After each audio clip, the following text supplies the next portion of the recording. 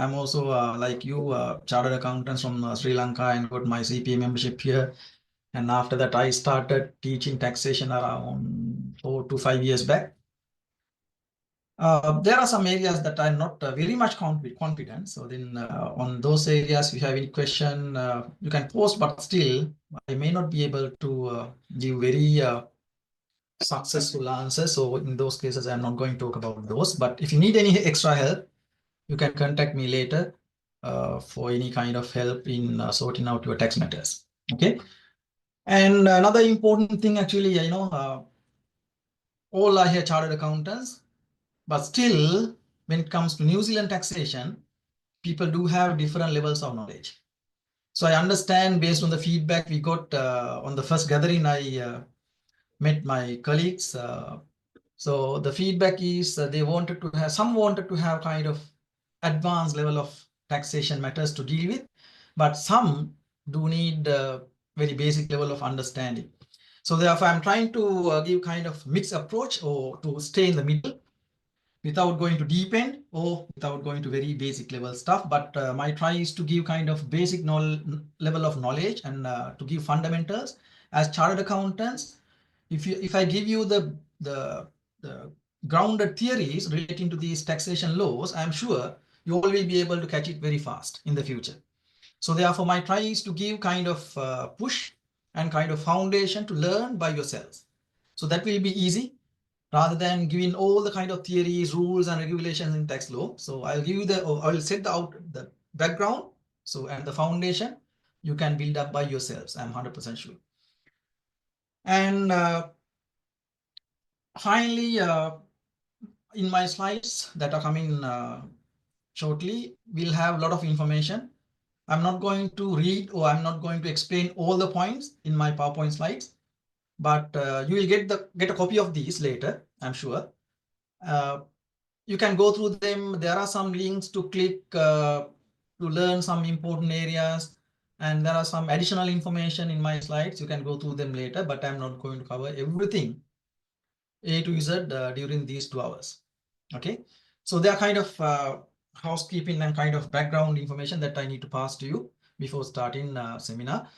And also remember, this seminar is not kind of opinion sort of thing, just kind of help to upgrade your knowledge based on these PowerPoint slides, or based on these information. You are not allowed to take any decision or opinion, so which I don't take any responsibility. Okay, let's move into the session and topics that I'm trying to cover today. Right, basically I'm trying to talk about 3 things that I put into 3 sections. Section 1, 2, 3, or we can say topic, or the areas 1, 2, 3. So I'll quickly go through kind of introduction and background of taxation law in New Zealand. I don't spend, I think, 10 to 15 minutes more than enough to that section, because you are chartered accountants and you know how to manage that section. And secondly, I'll briefly tell you how do you need to calculate tax for any entity or an individual. That's what we call New Zealand income tax calculation framework. Here the framework means the income tax calculation framework. So I'll briefly tell you this part, because if you know the basic structure of calculation of income tax, you can manage it to any individual or a company or a trust or whatever you want. So therefore that will be easy. So that's my second part. And thirdly, I'm going to talk about one of the tricky word here, residency, but we are talking about tax residency for an individual as well as for a company. So that will be very important section today. I'm planning to spend at least 30 minutes for section 2 and another 30 minutes on section 3. Altogether, I plan to finish it within 1.5 hours. So now already 15 minutes nearly gone. So then we can have another 15 minutes for the discussion. So that's a plan. Meanwhile, if you need anything, any clarification, any explanation, additional stuff, so please put into the chat here. So then I can read it, and if it is relevant, I can answer. Okay. Right. Some messages popping up. Okay, here we go. Right. Let's start with the section. No, what's up? Section 1. basically I'm trying to give kind of small introduction and kind of background information relating to New Zealand tax law. Basically, you know what is tax and all other stuff. I'm not going to explain you what is a tax, uh, what is the purpose of introducing or implementing tax in any country or by any government, what's the purpose of collecting tax, etc. So, you know, basically, but still I like to open your eyes on one topic. You know, implementing a tax in any country, the main purpose of implementing a tax or taxes in any country is to collect revenue for the government. Why? Mostly to look after common stuff that are needed for general public, like law and order, security, education, healthcare, etc. So that's very common thing, and we know that. In addition to that, one of the main purpose behind implementing taxes in any country, or in the most of the countries, is wealth redistribution. You know, that means taxing higher earners to support low income citizens. So sometime if you participate for series of seminars that we are planning to do in the future, you will feel like, okay, what's the purpose of doing a job? What's the purpose of earning? No point. Because everything that we earn, finally, we give back in the form of tax, isn't it? Oh, you will see something like that in the future. Anyway, one of the main purpose is wealth redistribution. People who earn, they need to give something to others. That means someone can think, okay, if I don't earn, I can get something from others. That's kind of concept that you need to think. I will show you some statistics later. With those, think leisurely later what is wealth redistribution and what's the level of wealth redistribution in New Zealand compared to Sri Lanka. Okay, so that's very important area to see it very broadly as chartered accountants, as people who are always involved with policy makings and all. So think about that later. And also there are some other taxes mostly government or any agency is implementing to avoid some unfavorable outcomes. So that's why sometimes we see some taxes are coming through tobacco or kind of alcohol, etc., just to avoid some negative outcome. That's also another purpose behind taxation. So you know that. But on the top of these, you know, there are different other taxes. When you say the word tax, always we take two things into our head. One is income tax, the other one is company tax. In addition to those two, you know, there are many other different types of taxes, but we don't use the word tax, therefore people do not feel it. There are some other charges. Good example, of course, all these, I'm not going to explain all these words since it takes time. Otherwise, all these words, you can see charges, duties, excise, levy, rates, tariff, all these can be differentiated with the term tax. They are different. But I'm not going to do that because it takes time. But roughly, I will point out some important things. What I need to say here, there are some other types of taxes here in New Zealand, even in our country, in Sri Lanka, everywhere. They're different, but still people don't feel as taxes because they are not coming with the term tax. Still we pay them. That's why I said earlier, when you count everything together, everything that we earn, no, I don't say everything, nearly 90% of things we earn, maybe 80-90% of things we earn, we pay back to somebody somewhere in the form of tax. Not only tax, some other charges and duties, etc. Anyway, one of the charge in New Zealand recently introduced is road user charges. We call it RUC. That was introduced in 2024 April, basically for electric vehicles and plug-in hybrid. They need to get kind of license for each 1,000 kilometers. As I remember, for electric vehicles, electric light vehicles, it is $76. And plug-in hybrids, as I remember, there are different categories coming with $38 for each 1,000 kilometers. Road user charges. It's kind of charge which is collected just to manage environmental measures and some road developments. You know, duties, exercises, you know, there are many duties in New Zealand as well as in Sri Lanka. So exercises, they are different again. Levy is different. Most levies are actually coming through different agencies. Here, the biggest levy is ACC, Accident Compensation Corporation levy. And some people pay body corp levy as well. We all pay ACC for accident covers.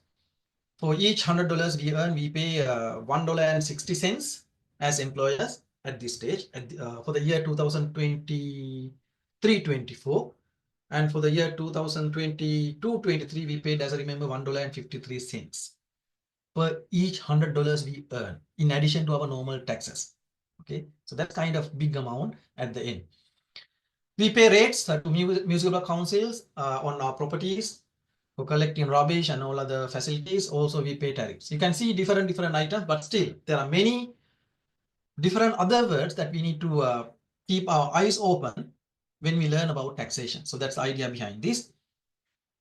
And if I move to the next, there are different types of taxes, just to set the background. The most famous and the most felt one for us is progressive tax.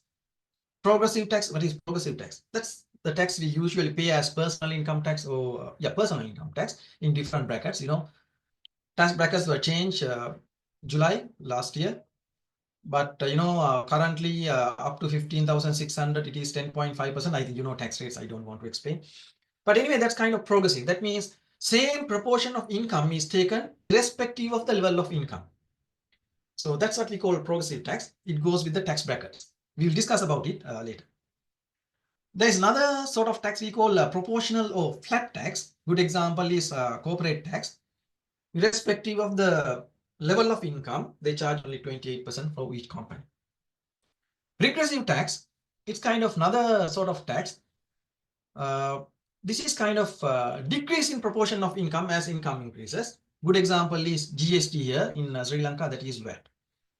What happens here, even if you are going to buy, let's say, this pen, anyway, no VAT. Okay, let's say if you have GST for a pen, 15%. If you buy a pen for, let's say, $2, if your income is 100,000, still you pay only 15%. Even though my income is, let's say, 30,000, still I pay 15%.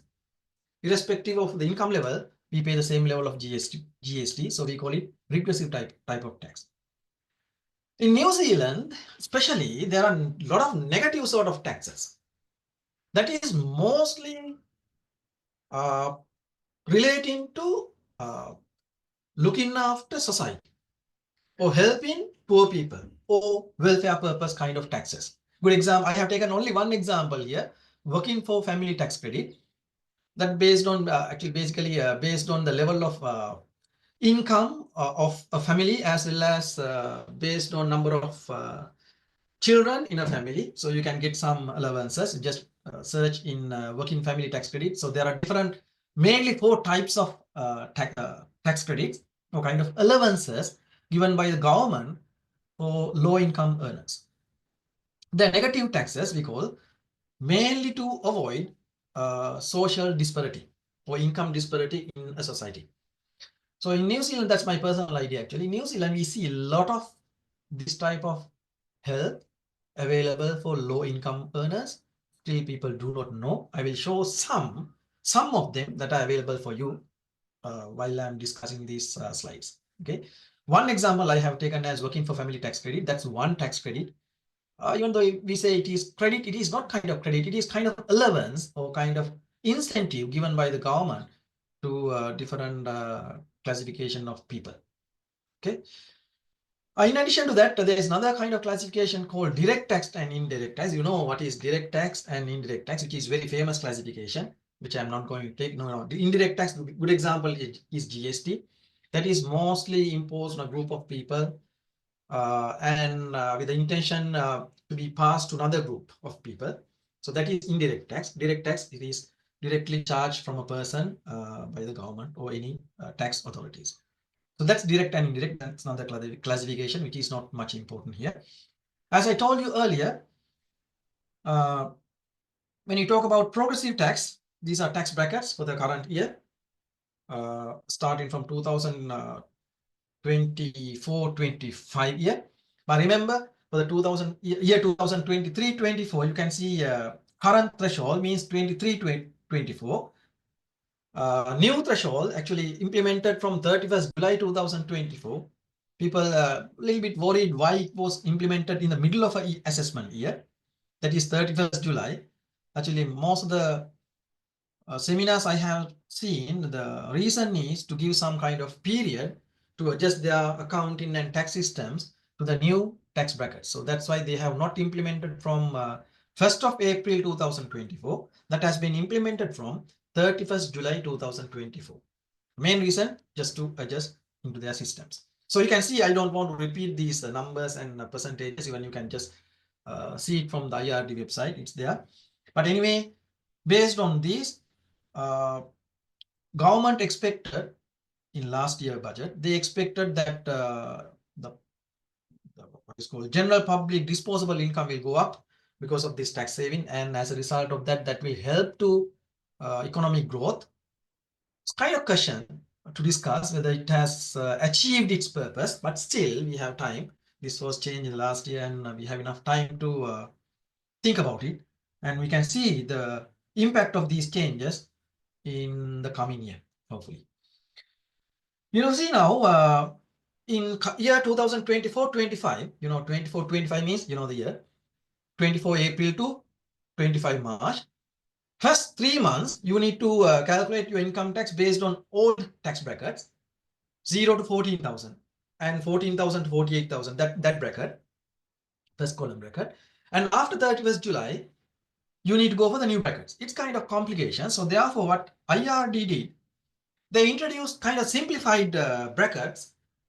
Remember, this is applicable only for the year 2024-25.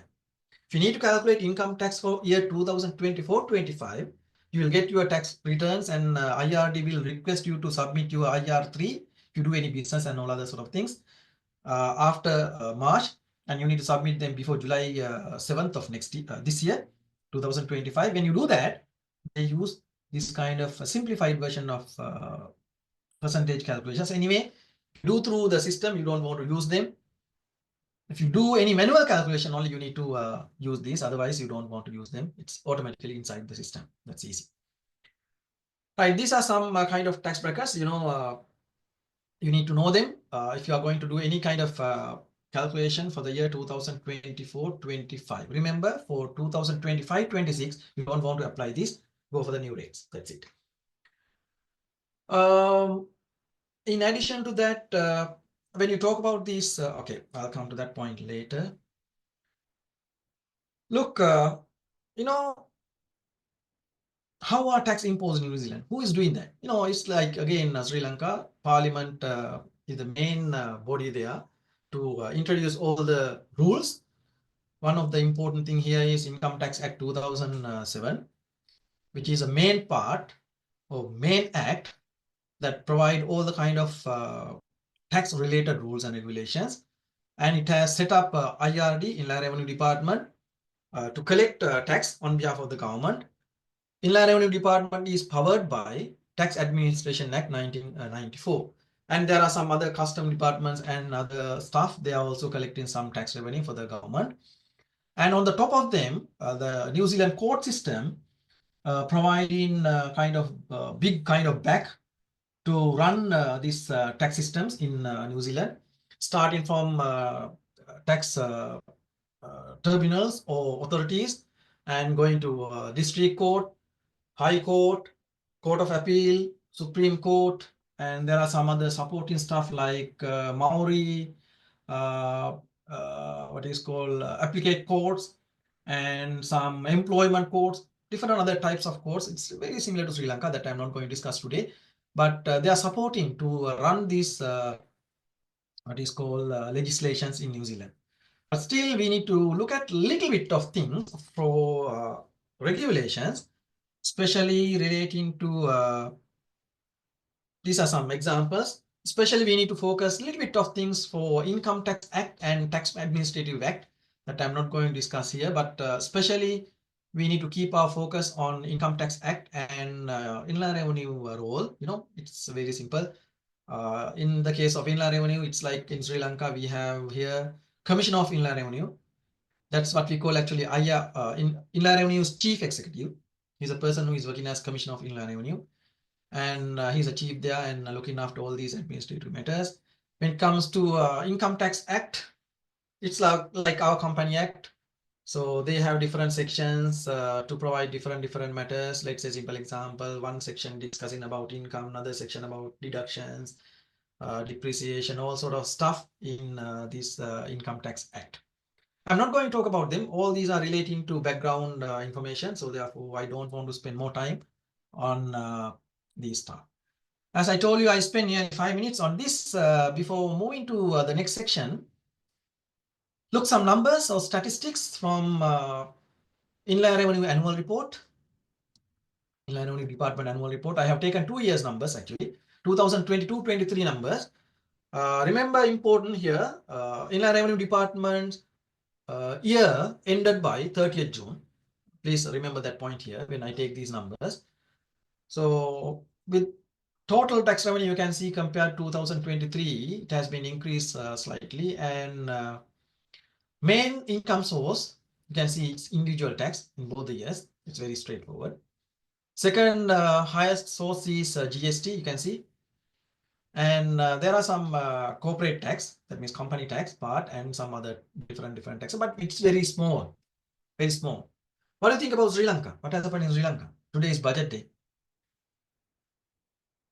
Actually, I didn't focus on that because of this today.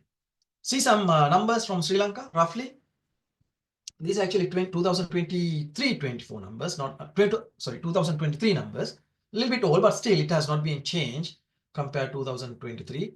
So big part again income tax, and we have. But here remember income tax 30% both. That means personal tax as well as corporate tax, both together. Company tax, both together, we see it's around 30%. But if you look at here,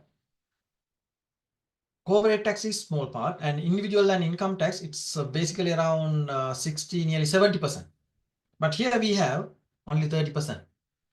Relatively, our biggest part is VAT in Sri Lanka, but here it is not so. GST, it's nearly 25%, roughly. It's like 24%. But here we have 24%, but others bigger than that. So therefore, it's kind of relative comparative numbers. We'll see how this will be changed from today onwards with the budget. Anyway, so that's some numbers. So just briefing the first section, you will understand that New Zealand tax legislation system is almost similar to our Sri Lankan system. And there are some new taxes here, which we don't have there. And there are some new taxes in, there are some different taxes in Sri Lanka. We don't want to compare anyway. And there are some useful links. You can click on these later to understand this section. So this is very simple. I don't want to give a very big weight on this. This is very light section. You know what is tax and all other stuff. That's it. Right, now, actually second section, as I told you, I spent nearly 15 minutes on this. This is important because if you know the tax calculation framework, you can apply to any sort of entity or individual to calculate their tax. This is the, we call actually a structure that we need to remember or we need to understand in calculation of tax. I have summarized it very briefly here. We have a word called gross income. I'm not going to explain or define these words at this stage. We will do them later if we get a time. We have gross income here. Then after that deductions, we call it net income. It's, of course, we know that, right? Then from the net income, we need to deduct tax losses, a little bit different compared to Sri Lankan system, tax losses. But remember, I'm not very expert. I didn't do any tax in Sri Lanka, Sri Lankan tax for last around 10 years. I didn't do anything. So therefore, actually, I can't remember most of the things in Sri Lankan taxation now. After tax losses, that's kind of important word we need to focus. I hope we will get another session to talk about income later. We will get another one session to talk about deductions later. So as committee discussed with me earlier, we are planning to have around 4 to 5 sessions to cover up everything. It is possible. This is my plan actually, if I do so. I'll take one session to talk about income, will be very clear. I'll take one session to talk about deductions and one session to cover up GST, one session for FBT, and this one, fifth one. within 5 sessions, we can complete most of the stuff. Anyway, let's see later. Once you have taken your taxable income, we take taxable income into applicable tax rates, then we call it income tax liability. There is another important word that I need to talk here, tax credits. And after deducting those tax credits, we go into terminal tax liability. I have taken kind of expanded version from your tax study guide. That's not my kind of chart, so I have given the source here. Again, same thing. We have assessable income. Out of the total assessable income, we need to understand what is the related portion for the year. Then we take annual gross income. Deductions also same. We have a lot of deductions. Then what is allocation of deductions? Even though it is allowable, we cannot take everything, but is relevant portion for the year. Annual total deductions. Then we get into if it is negative, we call it anyway, it's a tax loss. You know, if income is less than deductions, you can understand it is a tax loss. You know that. If it is positive, we go for the net income. From the net income, if there are other tax losses carry forward from brought forward from the previous years, you can deduct here. We will discuss it later. Then we go for the taxable income. Okay. So therefore, to calculate these tax or understand this tax framework, there are mainly 3 stages according to the Chartered Accountant Study Pack. So that's very easy to understand. That's easy way. We will talk about a little bit of taxable income, then go for income tax liability, taxable income times tax rates, applicable tax rates. If it is company, 28% or otherwise personal tax rates, then we go for income tax liability. After that, we deduct tax credits, then we go for final tax liability, terminal tax liability. So accordingly, if I start with the stage 1, I'm not going to spend more time on this, but still, just to understand, this will be very helpful for other sessions as well in the future. I told you we will get a kind of 1 session for income later. Not now. Therefore, I'm not going to talk about the word income and how to identify income for individuals or yes, in Sri Lanka also. Yeah, I see in the chat. Yes, in Sri Lanka also we can deduct losses, but I'll say some other stuff here. There are some specialized rules here compared to Sri Lankan tax losses. I'll say them later.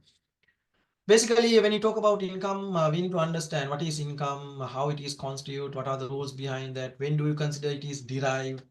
When you talk about expenses, what are the expenses, what are deductible, allowable, disallowable, lot of rules we will discuss later. But still, let's assume if you find out taxable income, that means assessable income minus deductions. I told you I'm not going to talk about deductions or income here because we will discuss it later. But assuming that we know income and deductions, then we go for the taxable income. From the taxable income, we need to deduct tax losses. Now, some important things here. Okay, okay. Yeah, before that, some important things actually here. What is income? I heard it's very common thing. Sometimes people say, when I sell my personal motor vehicle, do I need to pay tax? If I sell 2 motor vehicles, do I need to pay tax? If I sell 3 motor vehicles, do I need to pay tax? If I do it as a hobby, do I need to pay tax? All these are actually under the definition of income. So we'll discuss later. Anyway, just if you sell a couple of motor vehicles during the year, do we need to pay tax? Yes or no?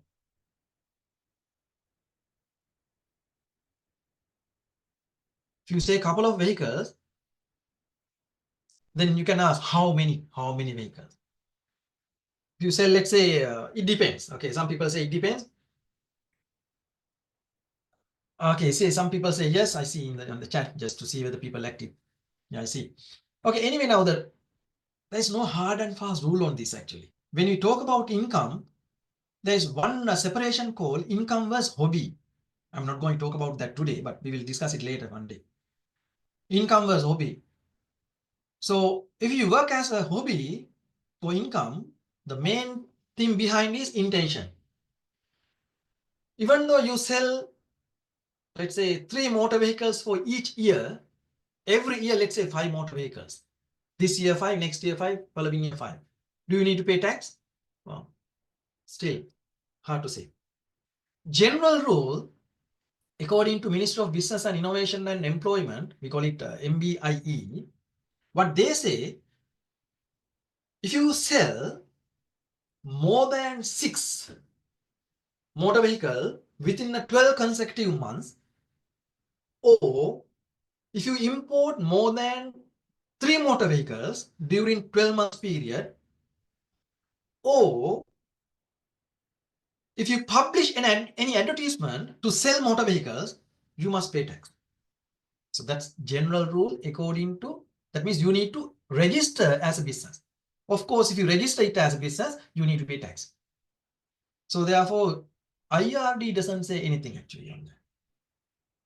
Therefore, that somebody said answer depends. It depends on the IRD rule, but still, according to MBIE, Minister of Business and Innovation and Employment, if you sell more than 6 motor vehicles, or if you import more than 3, or if you publish advertisement, I said always, not and.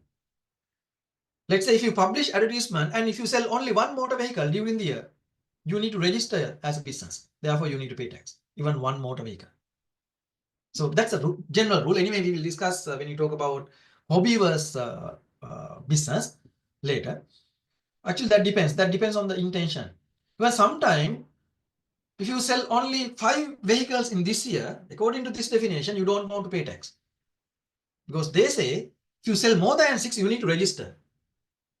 Let's say you sell only 5 in this year, next year 5, and following year 5. IRD will get caught, you definitely, you need to pay tax for all. Because intention is different. Because you are smart enough to avoid the number 6, numbers as 6 vehicles.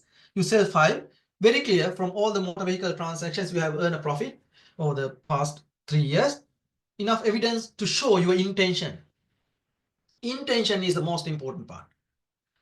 If IRD feels that your intention is to make profit at any point of time, it doesn't matter number.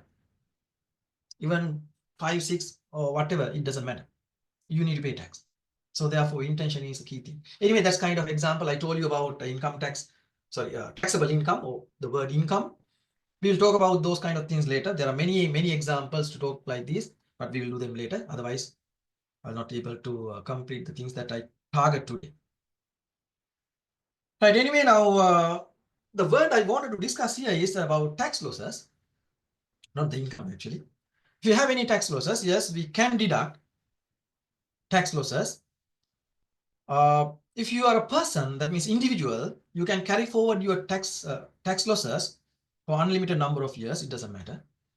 Or if you have any tax losses, excess tax losses, you can use it to pay your shortfall penalties to IRD. Or in the case of companies, you can set off one entity's tax loss against another entity. You can do that based on 2 conditions. We will again discuss this one later if you get a time to talk about company taxation, one session in the future. I don't know when, but still, hopefully we can do that later. There are 2 tests to be satisfied. One is called shareholder continuity test, and the other one we call business continuity test. In that means, again, I will brief it. One entity, one company can set off another company's tax loss if these 2 conditions are satisfied: shareholder continuity test and business continuity test. In shareholder continuity test, actually there are 2 conditions to be satisfied again. At least 66% of voting shares in both the companies are held by one group of people during that period, and at least 49% of the loss of voting, lost companies' voting shares did not change hands during the continuity period. That means the loss-making companies, 49% of shares should not be changed during the period. At least 49 should be remain unchanged. So there are the 2 conditions for the shareholder continuity test. The other one is business continuity test. But anyway, there is kind of a change for this business continuity test in 2021, as I remember. If there is, unless there is major change in a business within 5 years, following the change of the ownership, still you can carry forward losses and set off against another company's profits. But that means business continuity test is not a major part.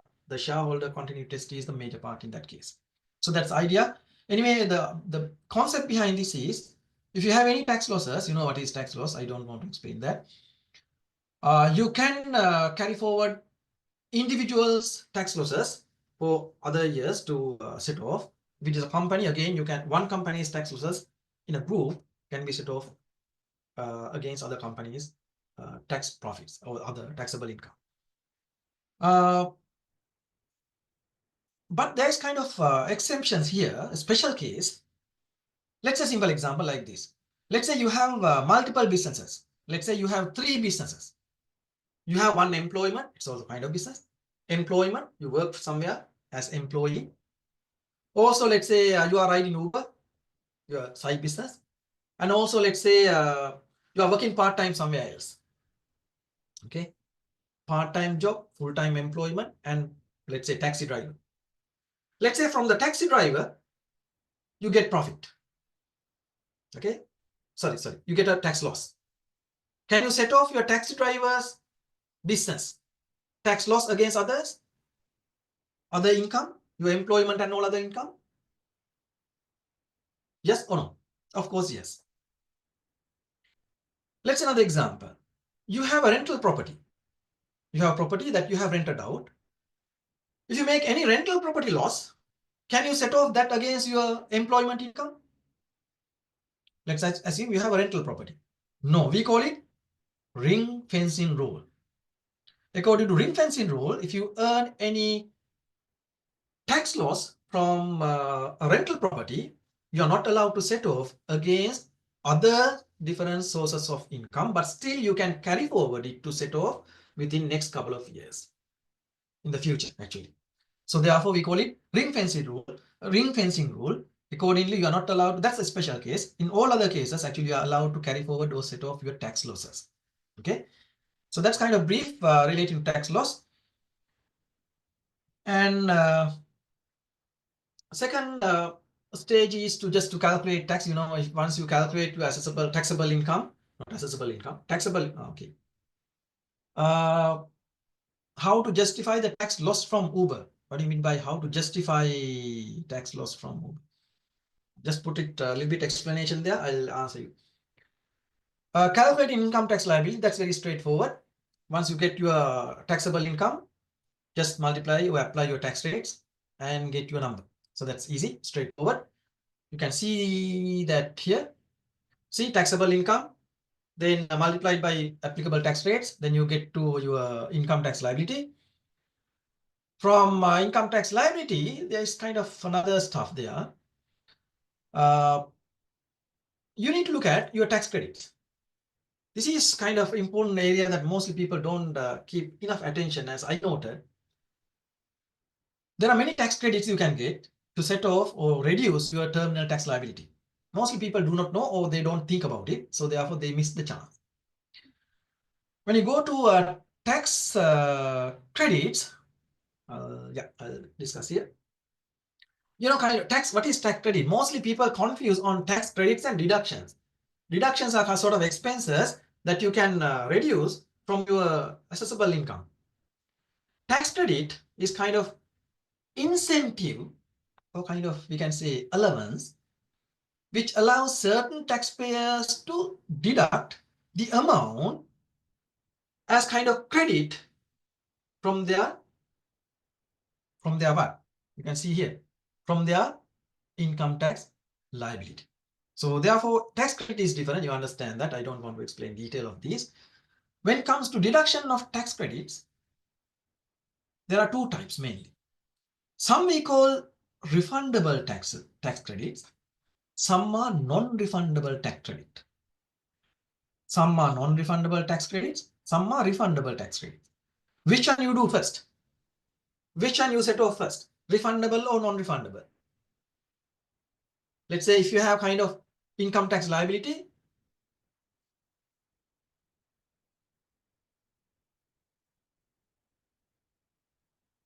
yeah, I'll answer for this one. I can see a question. I'll answer for this one after this, please. If you have refundable and non-refundable, what do you need to deduct first? Actually, to do that, there is kind of order. First, we need to deduct non-refundable tax credits such as foreign tax credits, or we call it, there is another important tax credit. I don't know whether people know this one. We call it independent earners tax credit. We call it IECT. You know what is IECT? There was kind of small change, not small, kind of change last year for IECT. It's kind of tax credit. Yeah, first we take, yes, non-refundable, of course, because if it is refundable, you can get money back. Otherwise, therefore, first you need to set off non-refundable. But still, there is kind of order which is given by IRD, section LA4. Yeah, right. LA4 discuss about rules relating to setting off your tax credits. Accordingly, first you have to start with non-refundable tax credit like foreign tax credit or IECT, independent earners tax credit. What is IECT? That is like if you are a New Zealand tax resident, and if you earn income between $24,000 to $74,000 in a tax year, you will be able to get kind of tax credit called IECT, Independent Earners Tax Credit. How that happens generally? If your income falls between $24,000 to $66,000, you get $10 tax credit for each week. Each week, $10 means 52 weeks. Therefore, maximum amount you can get is $520 as tax credit. But remember, if your income level go beyond 66,000, again IRD will reduce 13 cents for every dollar you earn passing $66,000 up to $70,000. Then what will happen? 13 cents deductions from 66,000 to 70,000 means your tax credit will be zero at the end of 70,000. Understand what I said? From 24,000 to 66,000, you all are allowed to get $10 per week if you are earning only in between 24,000 to 66,000. You are allowed to get $10 per week. That means 52 weeks means $520 per year as IECT, Independent Earners Tax Credit. Understand? So therefore, you can check whether it is received or not. But anyway, that will be automatically happening in your tax system. You can check in your IRD account. If it is not there, you can email them and ask what has happened. But remember, if your salary is passing the level of 66,000, mostly people with these chartered accountants, more likely yes, they did reduce 13 cents for every dollar you earn after $66,001 to 70,000, then that will be zero. Okay, so that's how it has been designed. That's what we call independent earners tax credit, IETC. And there's another one which is very common to everyone here, I'm 100% sure. Donations to charity tax credit. When you make donations to charities, you all know you can get 1/3, 33% of each $1 you donate. So that's very straightforward. You all do donations for your kids' school, maybe donations to your temple, church, or whatever, registered religious institutes. You can get a 1/3 tax credit. So that's very easy job. You don't want to wait till the year end or whatever. When you get those receipts, what you can do, you go to my IRD, your IRD account.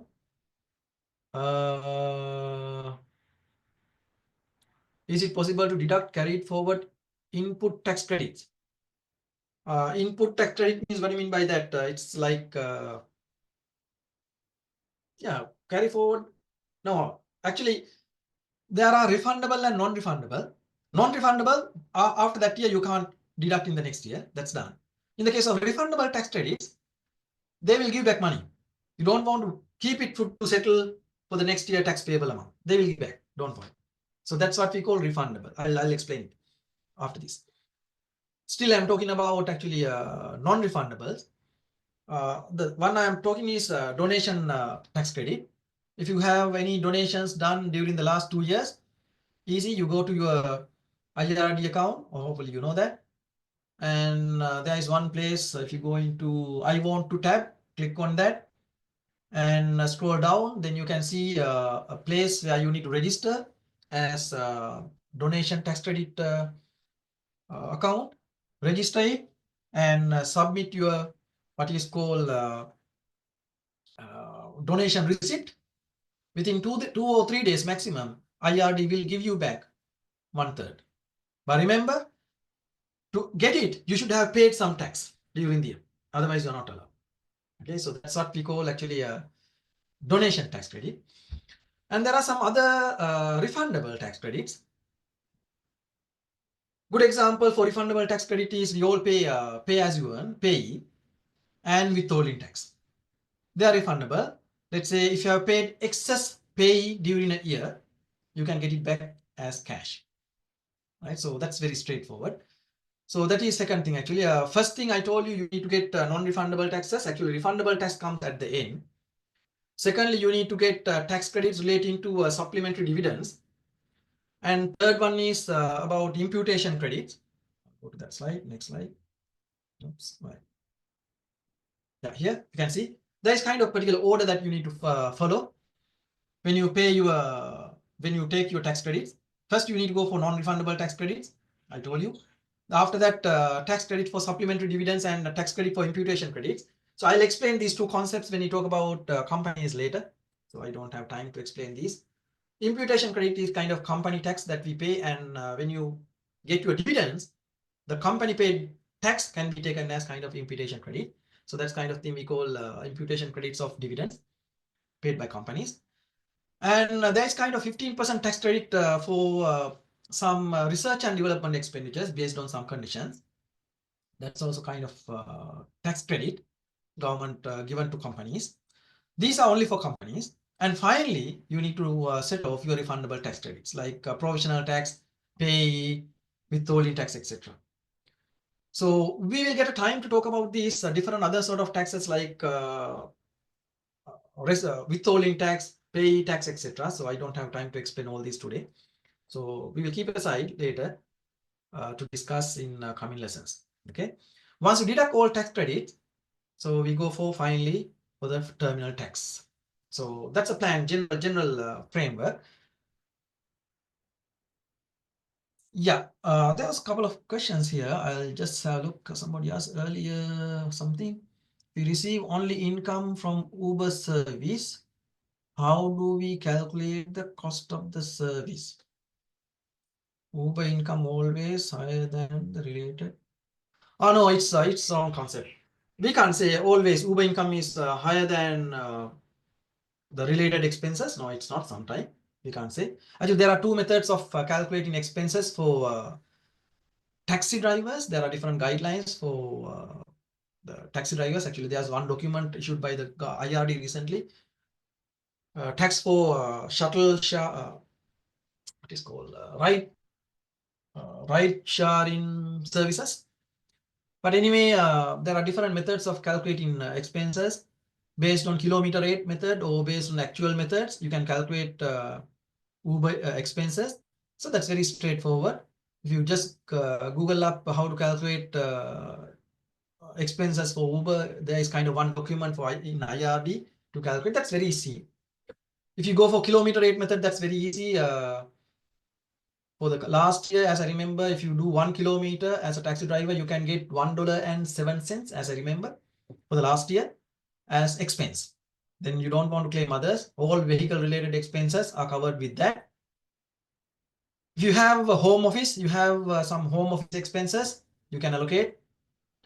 Again, you can do that based on different methods. Mostly we do based on square meter based method. Accordingly, we can calculate expenses. So therefore, income straightforward. In the Uber income statement, you can see the income. Also, they give you number of kilometers you do. If you have a log report, you can use your log report to prove number of or how many kilometers you have done. Based on that, you can calculate your expenses. That's very straightforward. I hope I explained the answer for that. And there is another one. If family members work as employees, including the owner for the family.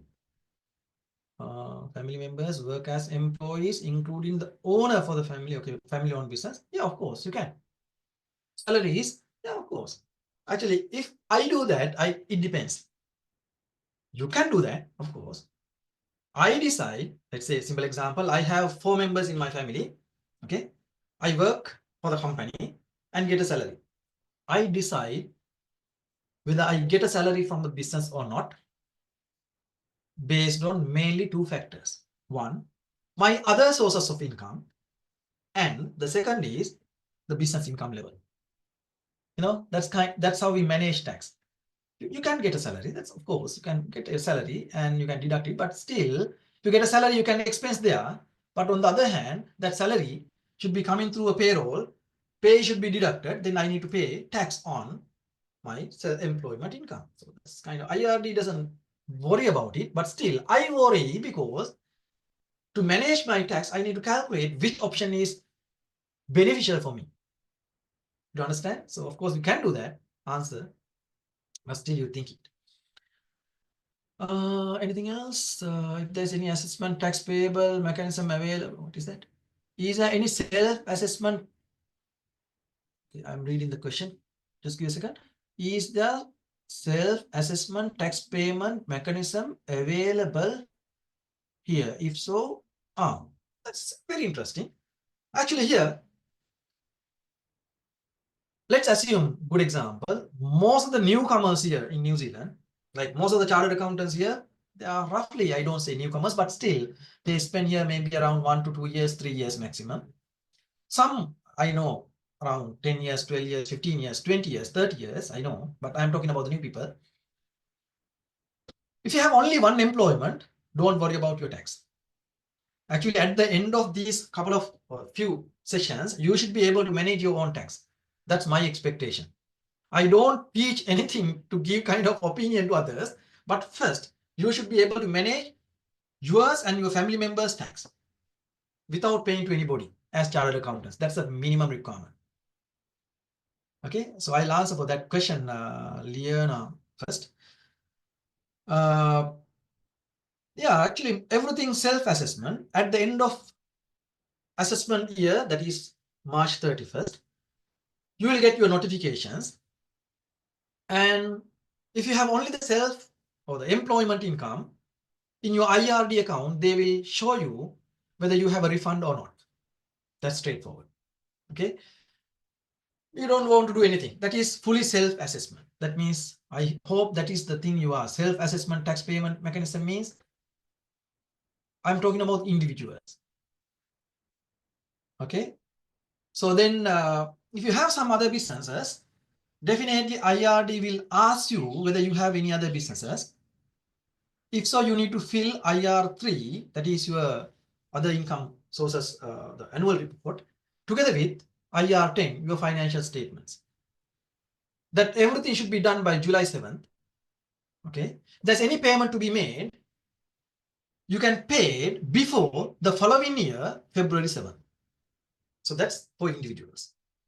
For companies, yes, if your total final terminal tax in the last year is above 5,000, always you need to go for, even for individuals it is applicable, you need to go for provisional tax. We call here actually provisional tax. Provisional tax dates are different. There is a kind of table based on the accounting year. Provisional tax date will be different. There's kind of table there. You can check the dates there. You need to pay your provisional tax. It's like quarterly tax we pay in Sri Lanka.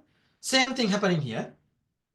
But the rule, even though you are a company or individual, if it is company, yes, must.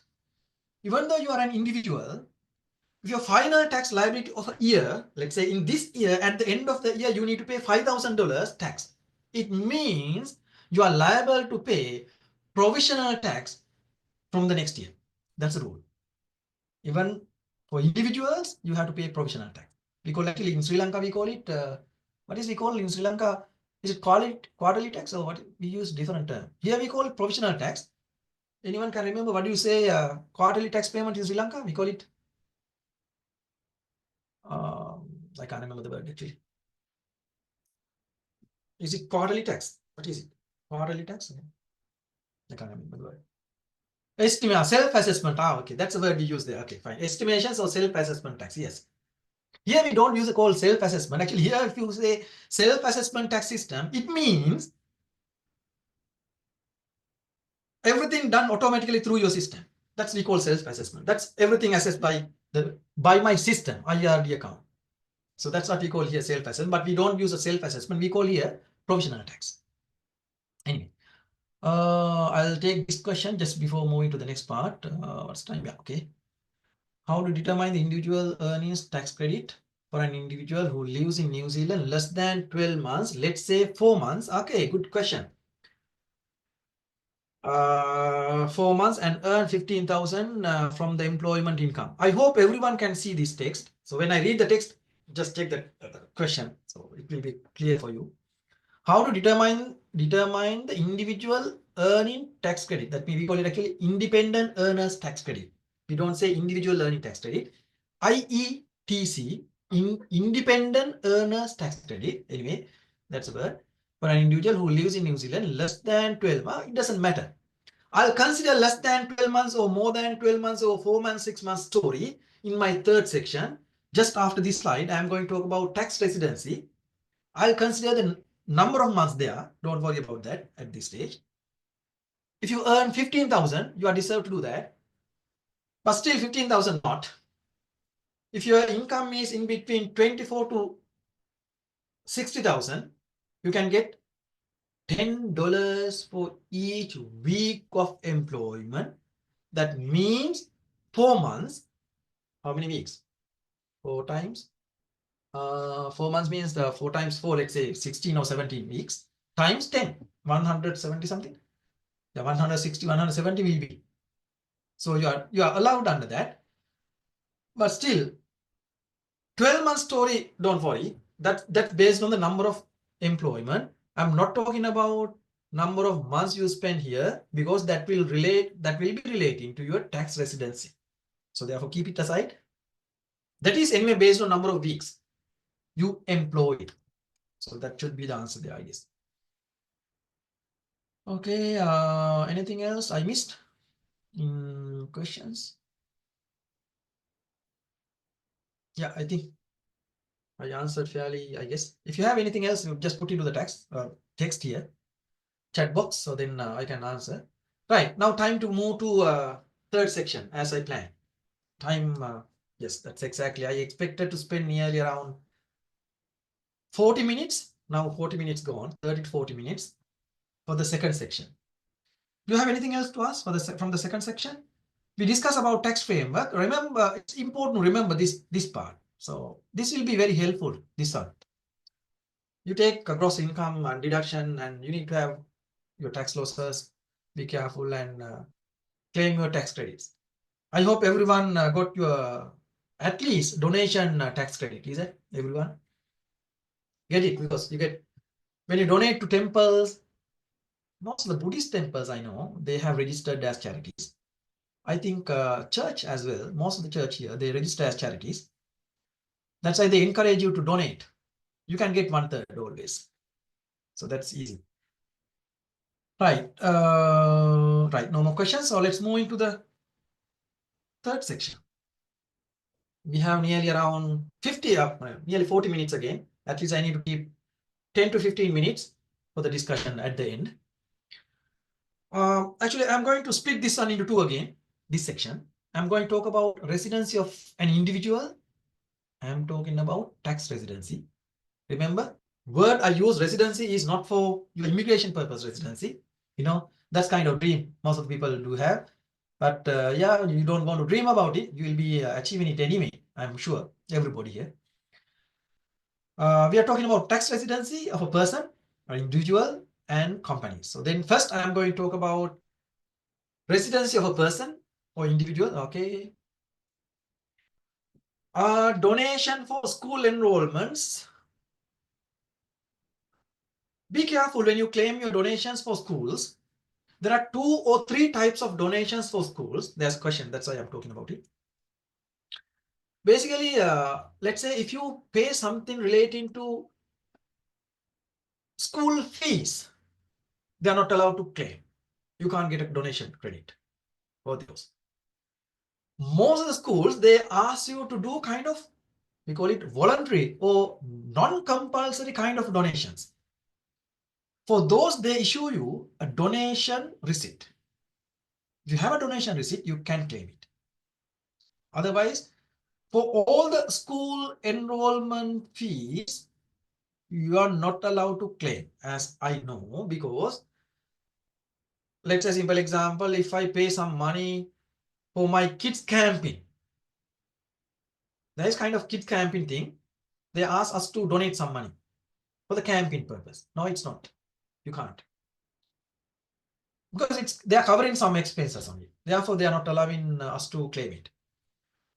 Specifically, school asks something called voluntary donations. That is a portion we can claim. Others, we are not allowed to claim. Okay. Anyway, think about that. If you have some more questions, you can put in the text here. So I'll answer them later. Right. Anyway, we are here to talk about tax residency. I have given kind of link. You can read it and understand. Okay. Rule behind residency. If you are a New Zealand tax resident, you have to pay tax on your worldwide income. That means here in New Zealand and overseas. Okay. If you are a non-resident, you need to pay tax only on New Zealand sourced income. Okay. So if you are it's very straightforward in the second bullet. This is a core principle behind this. That's why I'm going very slowly and only 2 bullets here.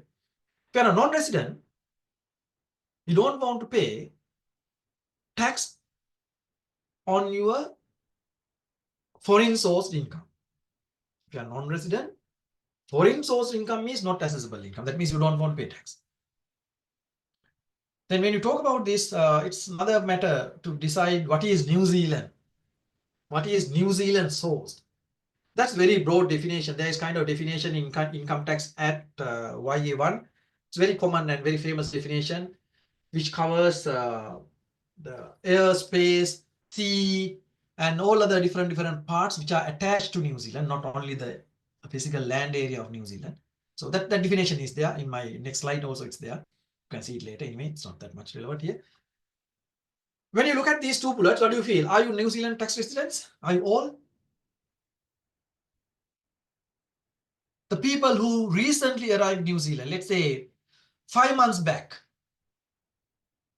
Let's say there is one person who arrived 5 months back. Still, are you a New Zealand resident? Let's say 2 months? No. Okay. If it is 7 months? Look, somebody say Bandula, yes. 183 day rule. Accordingly, let's say if you arrive, let's say December 2024, you are not a tax resident. Is it? No, you can't say so. Actually, question is very poor because you can't say an answer for these kind of things. The reason, that is not the rule. Even you spend here only 1 week or maybe month, you can be a tax resident. 183 day rule is there, but use of that is, or understanding of that is different. So therefore, I'm 100% sure almost all you are here, even though you spend only 1 month here, sure, tax resident. Agree? No? Therefore, what will happen? If you are a tax resident, what will happen? I'm 100% sure, 100%, at least 90% sure, you all have some foreign source income. Do you need to pay tax for them? Of course. Then you'll have some other questions. Oh my God, I have some fixed deposits in Sri Lanka. Do I need to pay tax? Do you earn interest? You have some shares in Sri Lankan share market. You get some dividends. Do you need to pay tax? See, some people say yes, some people say no. Okay, it's kind of mixed feeling. Okay, I'll make another scenario. Still, I didn't give any answer. I'll give you answers later. Okay, I'm asking some questions just to think, refresh your mind. Let's assume like this. I know a lot of scenarios like these recently happened with some of our chartered accountants here and some of my friends. You come with your family. Most of the people who came around within the last 6 months maybe, they come with their family, that means spouse and their children. Their intention initially is to stay here, but after some time they feel like they are struggling. Then they leave their family here, and the person, or let's say you go back, or husband or wife left the country back to Sri Lanka and work there again.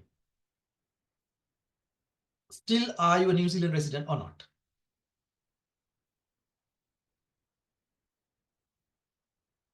Let's say you stayed only 2 months here, you went back.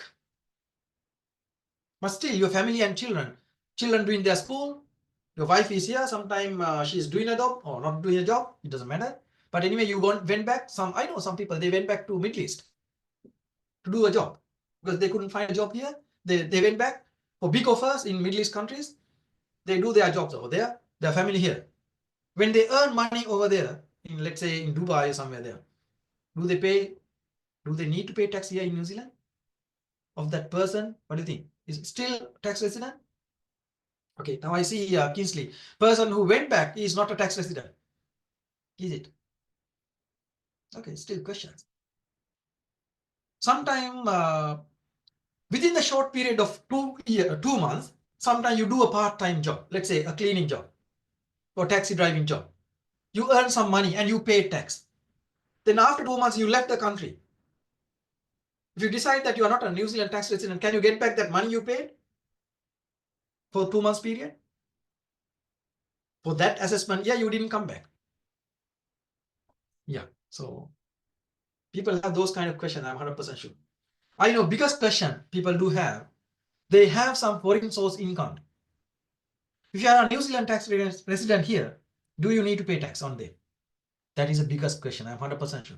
A lot of people ask it. So that's why I know. A lot of people ask, I have that money there and I earned that much. What should I do? Do I need to declare it here? Will that be affecting to my immigration residency? Yes, good example is there. Good answer is there in the chat. Transitional residency rule applies. Okay, I'll talk about that as well. Still, I didn't give you any answer, but let's see how to find answers. Very simple. Okay, I should say theory or rationale behind this. Let's see what is it. I'm not going to talk about this New Zealand definition. You'll read it later. If you're going to decide a tax residency of a person or an individual, there are three main tests. People classify it in different way in different books. Some people say placement test and time count test. Some people say 2 tests. Some people say 3 tests. I'll talk about 3 things anyway. First test we call PPOA test. We call it permanent place of abode test. Where is your permanent place that you live? Live doesn't mean that you need to physically present. Huh? Don't misunderstand. That means permanent place of abode. Where do you have your permanent place of abode? Is it here in Sri Lanka or here in New Zealand or back in Sri Lanka?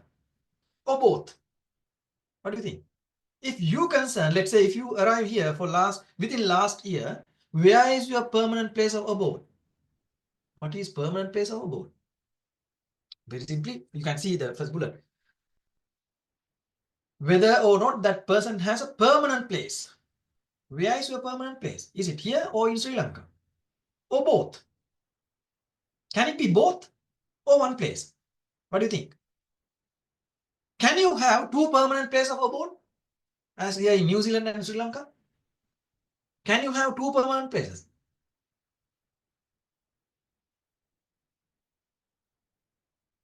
2 permanent places of living? No. Actually, you can. Of course, you can. You can have 2 or many permanent places of abode. I'll show you the definition, not definition, some facts. How to decide your permanent place of abode. So there are many facts that you need to consider when you think about permanent place of abode.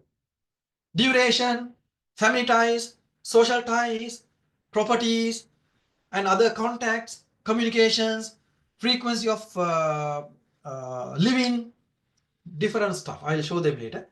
So based on that, you need to decide where is your permanent place of living, permanent place of abode. So if it is New Zealand, it doesn't matter whether you have permanent place of abode in Sri Lanka. Let's say, simple example, if you come here with your family, right, with the intention of settling here, or to stay here for your, let's say, spouse study period, more likely more than 1 year, you have provided evidence to say that your permanent place of abode for that period is here. Right? When you write to what is called which letter, when you submit to immigration, call it you write a purpose statement, something. You write always, okay, my wife or husband, yeah, statement of purpose, yes. SOP. You say always that she or he is coming for the study, so this 1.5 years or 3 years or whatever, you think that, okay, you are going to stay with them here to support them, and after that you are going back. It means, of course, you have mentioned for the next couple of years, your permanent place of abode is here. From the very first day you arrive in New Zealand, you get the permanent place of abode. The intention is very clear. You come with your family, children, they are going for schooling, wife going for a work. You have all your friends and some contacts here. You go for some sports club here. You go into your community. You're not isolated. You attach with them. Of course, you have mentioned or you have given enough evidence to say your permanent place of abode is here. That is counted from the very first day. I understand your house is there, luxury house is there, but still you are living here in a small house. We understand. That's the nature here. But you have big land there, even though you have a very small one, less than 50 sometimes. But still, you have your friends and very close family relatives are there, but still you have provided some other evidence to say that your permanent place of abode is here. So therefore, of course, you are a New Zealand tax resident. Option, if you are not providing enough evidence to say that your permanent place of abode is here, IRD will go for another test called 183-day test. Very straightforward, you can understand it. If you spend more than 183 days in a 12 months period, from the very first day of count in 183 days, you will become a New Zealand tax resident. The first day is counted with the day you arrive to New Zealand. Understand? So they are the two tests. Main thing is permanent place of abode. If you have that, you don't want to go for day count test. Just ignore it. In any case, if you don't have enough evidence to see or show or understand or identify your permanent place of abode is here, then go for day count test and see whether you have spent 183 days. When you pass the 183 days, you will become a New Zealand tax resident from the first day of that 183-day period. Got it? So that's the rule. Then you can understand the rest. The third test is for discontinuation of your New Zealand tax residency. We call it cease of New Zealand tax residency.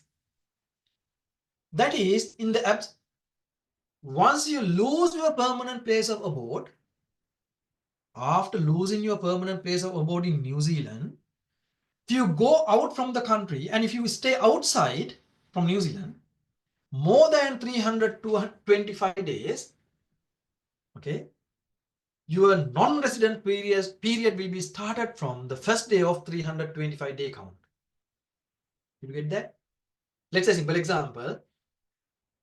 You came last year here, you became New Zealand tax resident, then you went back to, let's say, Middle East to work for another company. Then for last 1 year, you are not here. Let's assume last whole 12 months, means 364 5 days. You are not here in New Zealand. Can you discontinue your New Zealand tax residency?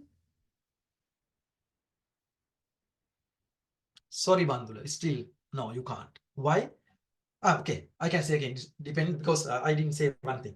If your family is here, and if you came time, let's say a couple of times you came for a vacation, you came here, you visited your family and went back. You call them, you send some money sometime for their living, you have some family contacts here. Your kids are going school here. Even though you are outside 325 days, your permanent place of abode will not be cancelled. Why? You have social ties. You are sending some money to survive for your family, and you do all the contacts. You sometimes come and visit them. That means still, even though you are outside New Zealand for 325 days, you are counted as New Zealand tax resident. If you earn some money abroad, you are liable to pay tax. Be careful. That's very straight. Mostly people misunderstand it. People think that if you're outside New Zealand for 325 or more days, you are cancelling your tax residency here in New Zealand. No, it is not. If you have family ties, social ties, and some factors to prove your permanent place of abode here, no, you are not cancelling your tax residency status.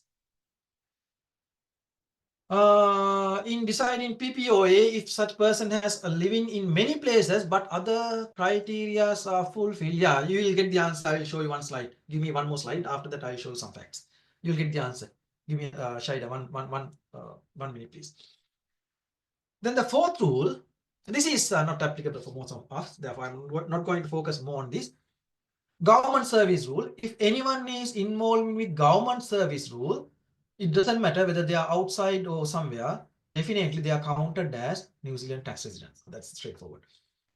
Actually, I have given some more information related to this down here. I discussed them in detail. Actually, I prepared these set of slides assuming that I will have more time to discuss, but I'm on the time plan, so therefore I'm not going to discuss in detail. But somebody asked earlier question. See the facts. Actually, Inland Revenue has given interpretation statement. We call it IS 16/3. That is specially for tax residence guide to decide permanent place of abode. How to ascertain the permanent place of abode? There are some main facts you can see here, straightforward. You can understand when you read them. Continuity and duration, durability of associations, nature and use of dwelling, that means main house. See, you can have two dwelling. One is here and one is there. Your family and everybody living here, but your permanent one is there. Still, dwelling is here. Where do you actually live? That's dwelling. Intention, which is very, very important here always. In tax law, in almost all the cases, intention plays a prominent role. Somebody can say, okay, how do we measure intention? There are many facts to measure intention. So therefore, intention is the key thing. Play everywhere to provide or show your genuineness. Even though sometimes you are violating some rules, you have kind of exclusion. If you show your genuine intention, it is very, very important. Always remember, if you are going to deal with some IRD people, try to show your genuine intention as possible as you can. There are good chances always. Okay. You know that comes with the culture and all, you understand here. See, objective, not central consideration, and important factor. This is not the important factor, but still it is prominent role. More importantly, family and social ties. Where is your family? Where do your employment? Where is your personal properties? It's kind of sum of all these, combination of all these facts. We don't consider them isolatedly. Consider them together to decide where is your permanent place of abode. At least if you touch one point here, sure, you will be having your permanent place of abode. Now, the question here from Shahida, in deciding on permanent place of abode, if such person has been living in many places, but other criteria are fulfilled. Let's say your spouse traveling here and there in the world, going to different countries to look after your companies. Doesn't matter. If your family here, if that person visit a couple of times here, no, you have permanent place of abode here. You are a New Zealand tax resident. No chance. Because other factors already done.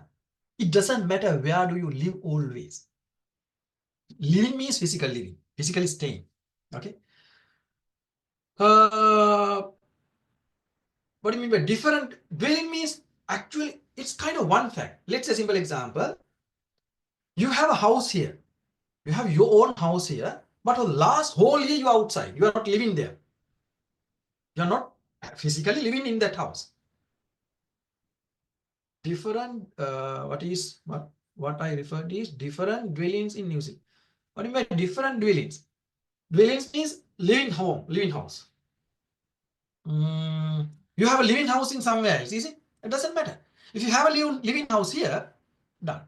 You are a tax resident. It doesn't matter how many. Generally, we don't say many living houses, but anyway, if you have some houses in different other countries, but still, if you meet one dwelling rule here, of course, you are a tax resident. No chance again. Okay, but don't worry, there are some exemptions, I'll tell you. A different houses in, oh, okay, I didn't say whether it is rented or your own. I said living house. It doesn't matter you are on rent or your own. It doesn't matter. It doesn't count. You don't want to have your own house. Understand? Rent means, of course, that's living house. It doesn't matter whether it is rented or whether it is your own. You bought it. It doesn't matter. Okay? Hope now it's clear. Yeah, that's fine. Yeah, rent is not a problem at all. Then IRD will not be able to collect tax revenue at all because most of the people, immigrants, are on rented houses. Okay, right. Anyway, there are some people, you know, there are some people who live here more than 20 years. They don't have a house. They're still on rented places. Different reasons. Anyway, that's a different story. And there's another small guidance just to understand what is family ties and all. This is kind of another explanation given by Inland Revenue. You understand these are very broad and very subjective. That's why they have given a lot of explanations. See, if you think about your ties to New Zealand, this fact is more than enough. If you have ties to New Zealand, done. You have permanent place of abode here. Okay. See how often, how long you spend here, family and social connections, economic interest, where do you invest, everything, all are facts. At least if you touch one bullet, job done. Okay. Double tax agreement. Actually, as I checked it a couple of days back, there is no double tax agreement between New Zealand and Sri Lanka, unfortunately. There are, as I remember, there are 41 DTAs, double tax agreements with different trade partners of New Zealand, but unfortunately, there is no DTA with Sri Lanka as chartered accountants or chapter kind of thing that we can do in the future. So that is very important, right? Yes, there is no, somebody answering, yes. Yes, there is no actually, straightforward. No DTA with Sri Lanka. They have only 41 as I remember. Oh, 41.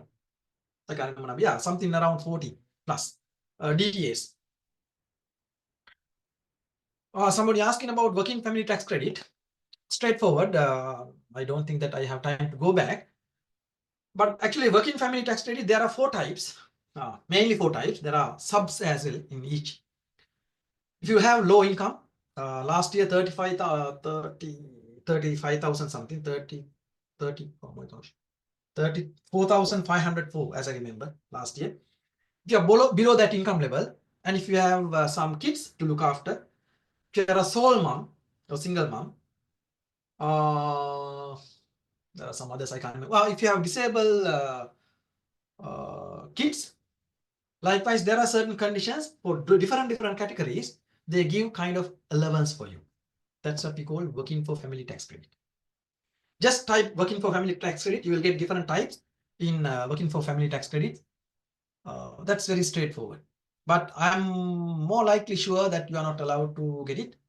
To get these, most of these tax credit, you need to have residency status as well, right? So otherwise, you are not allowed to get them. Yeah, it's straightforward. Somebody say that. Yes, Ranga, correct. Low, not only income and some other facts. Income, children's, disabled children's, if you are divorced, so many stuff. So there are many examples here I can tell. Oh my gosh. Even some facilities are there for job seekers, student allowances. Oh, many people, I don't want to talk about them, but since it is recorded, I don't want to talk about them. But I have experience how many people get student allowance without doing actually proper kind of studies. When you do studies, but for immigrants, they are not allowed. Student allowance.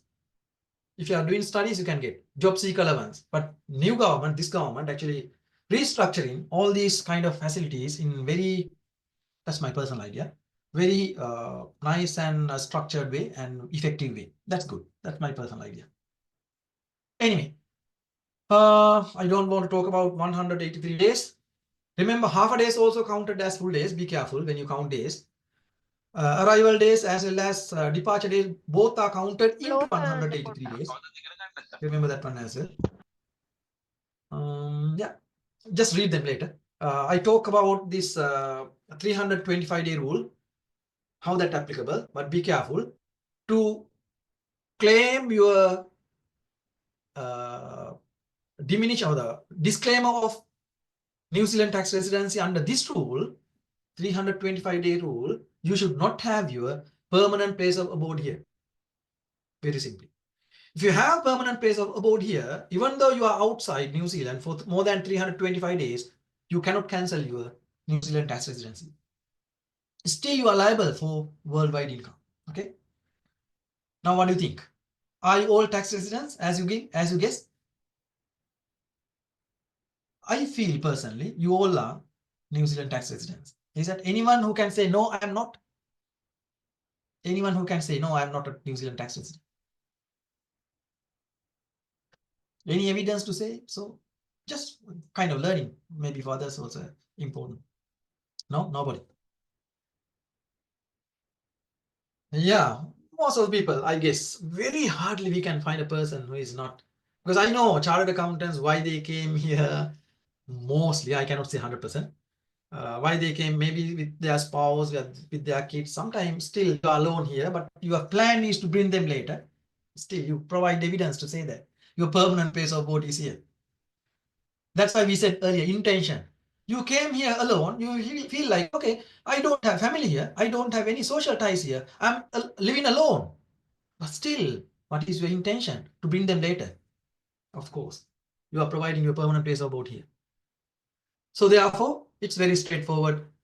You all need to pay tax on your worldwide income. Worldwide means you understand what is worldwide, all your income sources. But still, we are lucky enough. Why? There is one rule called, I hope I'll be able to finish it within 10 minutes. Then after that, we can have another 10 minutes for the discussion for anything. Anyway, we had kind of discussion so far for your questions. So therefore, I feel like 5 to 10 minutes will be enough. There is one thing called transitional residency, right? Transitional residency. But don't mix it up with seasonal employment workers.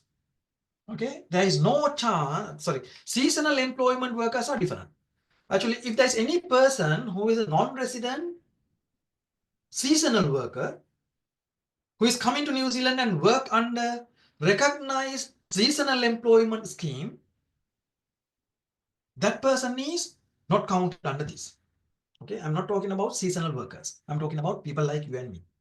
Okay, so there's something called, okay, I'll go to the slide first. Sorry, I missed it. Transitional residency. What is that? Transitional residency.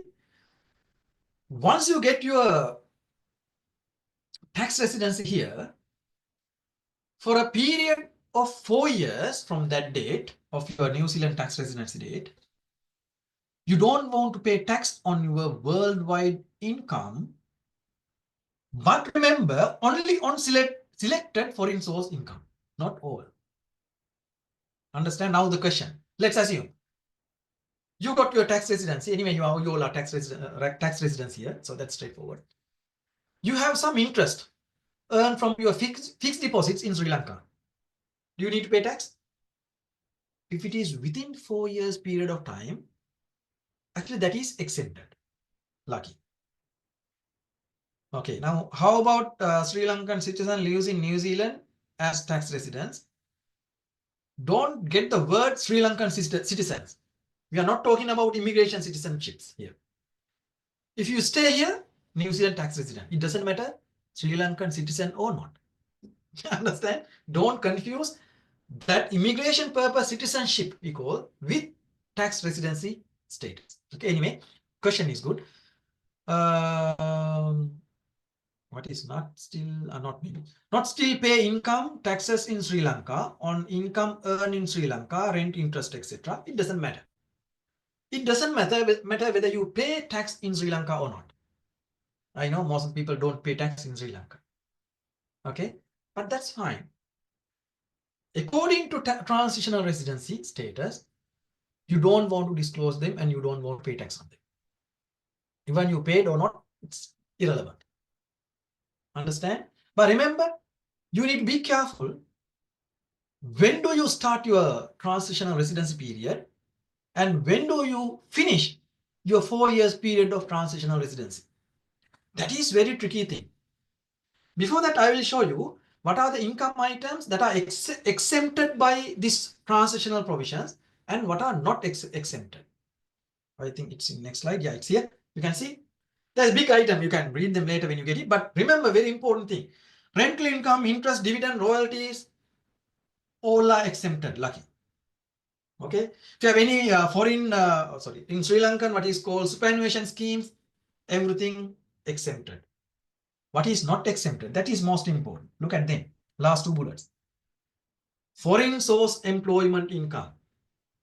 If you are providing any, let's say if you are working as a chartered accountant in Sri Lanka, let's say if you have your own firm, I have my own firm in Sri Lanka. Likewise, you can have your own one here. But now I am not working for that. If you have your chartered accountancy firm in Sri Lanka and if you are providing your service online and if you earn some money from that, that is taxed in New Zealand. Got it? It is not exempted under transitional provision. Got it? Let's say if you still under, we call it, when we come for our PhD, we come under what is called with pay leave. With pay leave. If you are here with pay, and if your pay is credited to your account, bank account in Sri Lanka, that should be taxed. That's the rule in the because it's employment income. Okay, so be careful with that. Now there are some other questions. This is a rule. There are some other stuff. Then some people can ask, how do they track it if I disclose it? I cannot answer for them in a forum like this, but still there are ways of doing it. Right? Service means a digital service, whatever, it doesn't matter. All are coming under service. But if you are doing a digital service, let's say if you do share trading stuff online, that goes in a different category. Okay, foreign investment. So that's kind of different section. Actually, we need to touch. If it is less than 50,000, you have some exemptions. If it is more than 50,000, you have to pay tax. There are some different other what is called rules, tax rules for that. Services means here all the kind of services you provide, including whatever online or digital services, all that's coming. But share trading online, that's coming in a different category. Understand? So that's not. But still, you need to pay tax for them. But different rules applicable because we have some digital tax rules here, digital economy tax rules. So there are some other tax rules. We will discuss if we get a time later. Understood? So you can see the list here, and some are not exempted. Then the problem, not problem actually. How do you decide it? How do you decide whether you are countable to transitional residency? If you are a new migrant here, of course, we know most of the people here, new migrant here. And if you, of course, the second bullet also qualified. Why? Qualified as a New Zealand tax resident or no after 1st of April 2006, of course. Most of the people here, new immigrants, and after 2006. And you have not claimed transitional, were not tax resident at any time over last 10 years before you qualify. That means if you have not become tax resident within last 10 years, before going to your transitional residency, you are eligible to go under these transitional residency provisions. How? You are eligible only if these conditions are satisfied. And very simple, the starting period is, when do you start? The count of days start when the first day, when you count your first day of 183 days, or you get your permanent place of abode.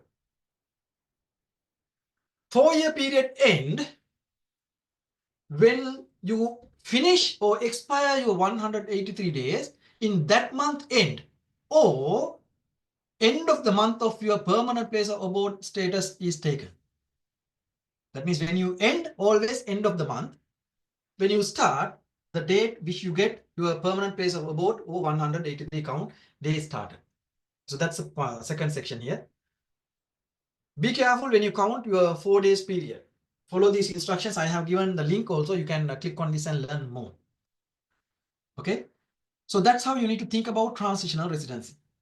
I know most of the people here, they are lucky to claim the transitional residency. So therefore, you don't want to pay tax on most of the income sources that you have earned from your other countries. But still be careful, services and employment staff are taxed. Okay, so do you need to declare it? Yes or not? Be careful. Even though if there is a double tax agreement, actually there are two types of agreement. Mostly people do not think about it. One is double tax agreement, and other one is, they use a nice word, I can't remember that word, but anyway, the other type of agreement is data sharing agreements. Even though there are some countries, even though they don't have DTA here, double tax agreement here, they have data sharing agreements. Accordingly, when you earn some money from your home country, if New Zealand has some data sharing agreements with our Sri Lankan IRD, they can get some information from them. I don't know if they have actually. That's possible. They can share data from Sri Lankan tax numbers and your New Zealand tax numbers, and they can track if they want. Okay, so anyway, still there are some other stuff that we don't want to talk in public, but this is the rule. Okay. Yeah, that's there. And there's kind of summary of this. I don't want to go through the summary. Actually, I thought I will go through the summary if I don't have enough time, but I had enough time. I have another 2 to 3 minutes to talk about another one thing. This is very straightforward and small, only 2-3 minutes. Previously, I discussed about tax residency of an individual. Yes, you are getting these slides, Manjula. The second category is tax residency of a company. If you are a company, how do you decide whether you are a tax resident here or not? There are some definitions for companies and all. Due to some time limitation, I'm not going to explain them. But anyway, if you are a company, if you satisfy at least one of these 4 tests, you will be considered as New Zealand tax resident company. That means you need to, again, same rule. If you are a New Zealand tax resident, what happened? If you are a New Zealand tax resident company, if you have some foreign source income for your company, that is taxed in New Zealand again. Okay, so that's kind of rule again. Same principle, but tests are different here. If you are a non-resident company, you need to pay tax only on New Zealand based source of income. What are the tests? It's straightforward. That's very clear. If your company is incorporated in New Zealand as a company, of course, no need to argue on that. It's a New Zealand tax resident company. If a company has a head office here in New Zealand, right? If your company's head office is located in New Zealand, of course, even though it is incorporated somewhere else, your company will be tax resident company in New Zealand. You don't want to satisfy all these 4, at least one. Okay. Where is your center of management? If your board of management, where do they locate? Mostly center of management will be coming to board of directors and the management team. It is not essential to have board of directors, even though management team, people who are getting main decisions. If they are located in New Zealand, again, you will be New Zealand tax resident company. And the last one, where is the controlling power of these decisions? Sometimes, even though some directors are outside, let's say, I can remember there was one case study. There are a couple of directors in Australia and New Zealand. One director in New Zealand and 2 directors outside New Zealand, let's say in Australia. So then where is controlling power? Is it in New Zealand or there? Again, that depends. That depends on the controlling power. Let's say, even though 2 directors outside New Zealand, let's say in Australia, they have only 40%, and the director here, he has more power of 60%. Of course, controlling power is here. So therefore, where do they take these decisions and controlling mechanisms relating to the company? If it is in New Zealand, that should be New Zealand tax resident company. Understand? And also remember, they need to check these test again and again every year. That's also a very important point. Otherwise, you will not be able to prove whether it has New Zealand tax resident or not. Like individuals, there is no specific date or time period to end or finish the company's tax residency. You need to test these 4 tests again and again at the end of each year. Based on that, year by year, you can decide whether your company is tax resident company or not. Got it? So that's it. That's anyway very straightforward. So I have given some more details here. Since I don't have enough time, I don't explain one by one. Otherwise, I can explain more details of these. Yeah, that's all I want to discuss in the third section. That's fairly long section. Third section, I spent around nearly 45 minutes. As I said, it's 45 minutes. And there are some questions as well before opening it up to. Yeah, anyway, these are some references, and this is time for the discussion. If you have some more questions, if you need any help for your tax matters, you can contact me. I have given my email, my university email, as well as my personal email. And also, if you need, you can contact me through our accounting firm here. Whatever you like, when as members or colleagues, I can help you in different other capacities. If you have any questions, you can pose me. So that's good. You can have my contact number or email. So that's here. And there are some questions as well here, which I didn't answer, I guess. Udeshika, what do you say? If you earn pay income from Sri Lanka and tax resident in New Zealand, no DTA, no DTA with Sri Lanka means you pay taxes in, of course, yes, correct. You are correct, yes. I'm talking about the question posted by Udeshika, yes, of course. But if you are under transitional tax residency, but still you cannot get the exemption from your employment, but still, even though no DTA, you can talk to New Zealand IRD and get kind of special provisions for this because you have paid reasonable amount of tax on your foreign source income. In that case, actually, what they do, they compare the amount of taxes you have paid on the same source. Let's say you have earned some money from employment in Sri Lanka and paid some tax, and same one they calculate here and check the tax. If there's any difference, they charge, otherwise no. You can do that. That's possible. You don't want to pay tax on the total gross income you earn from Sri Lankan employment. You don't want. Even though there is no DTA, you can do that. Yes, you will get these slides. I told you there is one question. What if there is no physical office in New Zealand and all business operations and decisions are made online and digitally? Excellent, good question. I told the answers as you see in my slides, in previous couple of slides. Let's say everything online. Where do you stay? Here in New Zealand or they are in Sri Lanka? If you stay here and do everything online, but still control here, right? So therefore, you are a New Zealand tax resident company. Nobody staying here, then it's not. You don't want. No physical office here, everything going online. People who are taking major decisions are not in New Zealand. No, you are not New Zealand tax resident company. Hope you got the answer. All over the countries, like few countries. Okay, all over the countries. Let's say there are 5 people in different 5 countries. I'm answering the same question. Okay. Then who is taking the major role? Let's say you are here, but there are some other 4 in other countries. If you don't have enough power in taking decisions, more likely you are not New Zealand tax resident company, because majority of controlling board is outside New Zealand. Even though you are doing some operations here, there's another question coming together with this question, even though you don't ask. You do some operations here, be careful. To do operations here, you need to register here. In that case, you will automatically get the tax residency. Understand? If you do business all over the countries, other countries, not in New Zealand, that's fine. You're not New Zealand tax resident company. Hope sufficient.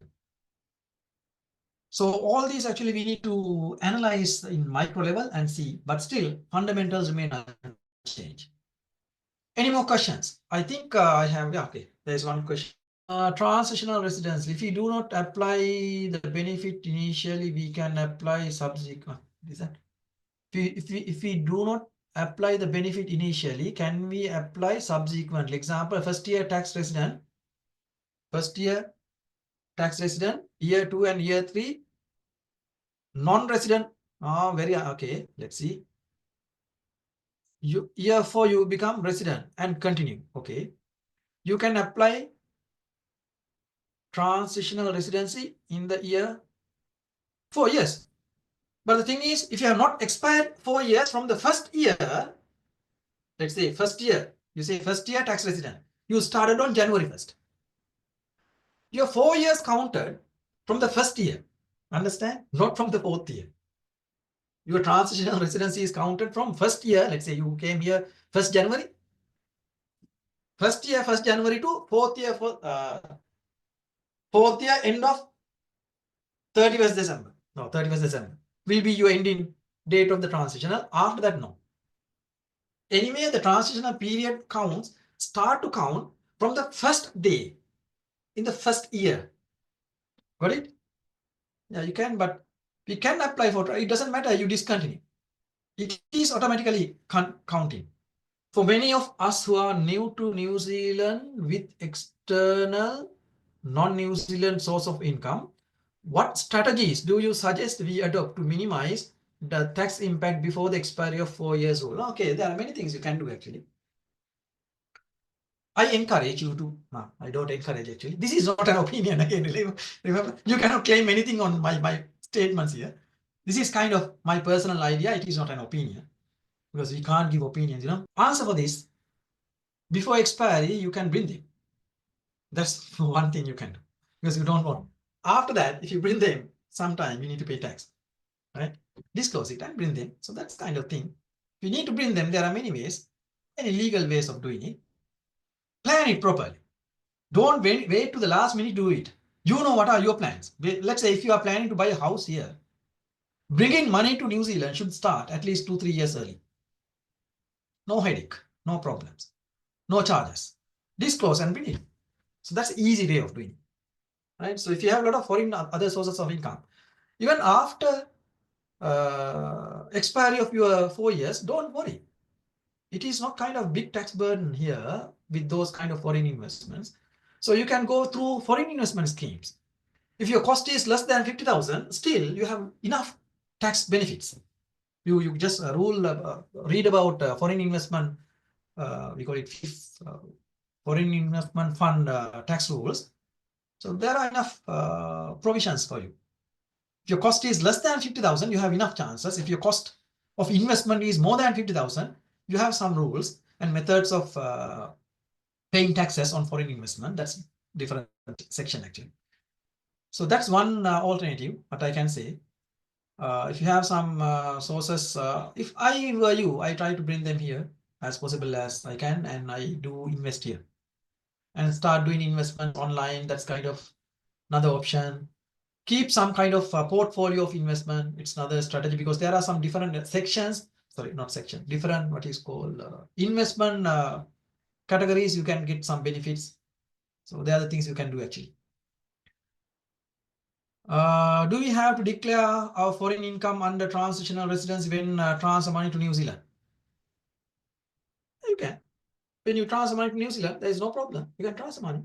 If it comes with 1 million, 2 million, that's good. If you have 5 million, bring them here now as kind of investment and get your residence here. You know the new scheme, golden visa, you know that?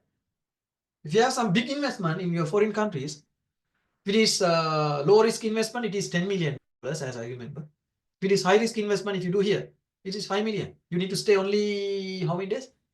21 days, as I remember, is it? To get your tax New Zealand residence here on a new scheme. Yeah, you can.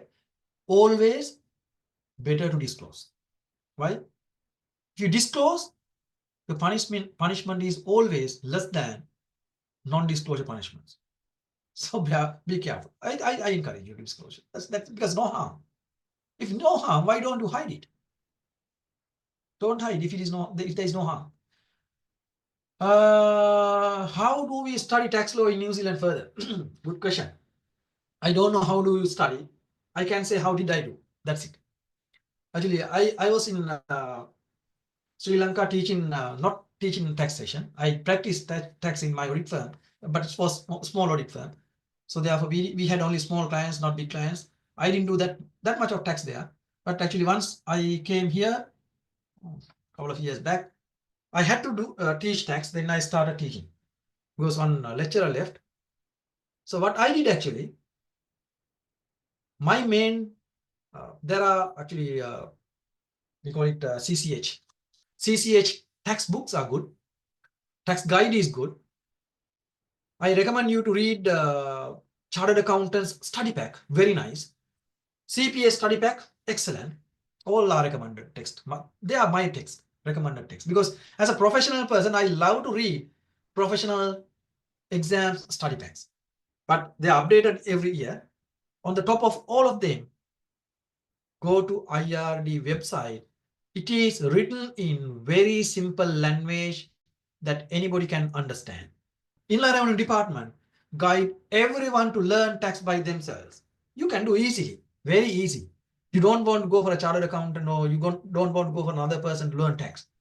Follow IRD website and they have, let's say simple example, if you need to learn GST, GST guide is there. Very simple language, very easy. Examples are there, answers are there, everything. Links are there, calculators are there, everything provided. IRD website. If you have any doubt on taxation, let's say how to claim donation credit. When you Google up, always type IRD NVISA in front. Then they give you the reference from IRD. That is the easy way of learning or finding something. And another important thing, IRD provide you free seminars. Free. They don't charge any money. Free seminars are there. You just go to IRD website and register for them. Every other month, as I remember, somewhere, maybe every quarter, they have GST seminar, they have FBT seminar, different other seminar. Also, if you need to watch YouTube channel, there is IRD YouTube channel. And we will do a good session maybe after 1 or 2 months with the time available. Thank you very much for your attention and questions. And you will get this video recording and these slides. Go through this, and if you have any question or any concern or any tax matter, you can contact me. I like if you contact me in weekends. That's it from me. Thank you very much and have a good night, everybody. Dr. Saman, I would like to extend my heartfelt thanks to you for conducting such a helpful session on New Zealand taxation. Your expert knowledge and comprehensive explanations provide us with valuable perspectives that will undoubtedly guide our understanding and approach to the subject in the coming years. We're truly grateful for your time and effort sharing your expertise with us. I would also like to take this opportunity to express our honest appreciation to the chapter committee for their dedication in organizing this event. And also, I would like to recognize Chaminda for working closely with you, Dr. Saman, to make sure the session was a success. Lastly, big thanks to all the members who participated in making this event great success. Once again, thank you everyone involved. Good night.